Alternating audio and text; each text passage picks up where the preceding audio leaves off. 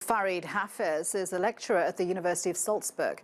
Earlier, my colleague Andrea Sankey spoke to him about how Germany has started to address the issue.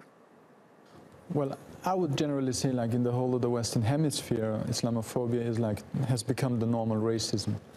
Right, so it is a serious problem, and if we want to put it in numbers, actually the federal German state has for the first time also recognized that Islamophobia is a subcategory of hate crime statistics, and we have at least from the 1st of January until the last of September in 2017, the statistics that are available at the moment, more than 1,400 attacks on refugees who are first and foremost identified with Muslims.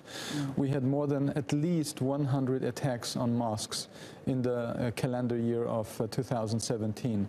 So I think these numbers also reveal that there is a problem.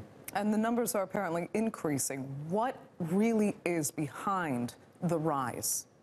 Well, I think there are numerous reasons for that. One of the reasons might be that definitely since Pegida, since the AfD, we have really a political force that really mobilizes all around this single issue of being against the foreigners, being against Muslims, being against people who came to Germany as refugees.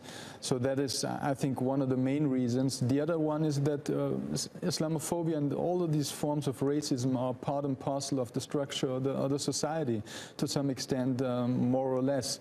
To give you just one example, I mean, we had this very best-selling book in Germany by Thilo Sarrazin arguing that Muslims are just basically people who are dumb and stupid, and he was a social democrat, right? It was a best-selling book back a few years. So this tells us something about the society. It tells us how far widespread racism is and how much it is in what we call normally the mainstream. I wish I could comment on that book. I haven't seen the text, however. But let me ask you this. Do you think the government and law enforcement is taking it seriously enough? Because there has also been an increase in complaints, and those complaining say that when they do approach law enforcement, that there seems to be this kind of indifference. Do you think that's also based in racism, or because they'd rather just believe this problem isn't actually happening? Well, I think, a good step towards trying to solve the problem is definitely that Islamophobia has finally become a subcategory of hate crime. So that is a sign that they are taking it serious, and they are not ignoring it, and they cannot ignore it anymore.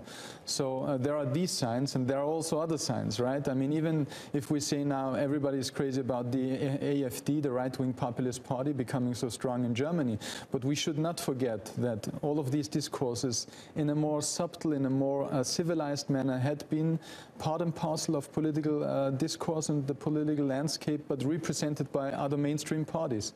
So we have a structural problem in that sense. Okay, just quickly, are you hopeful this can be reversed?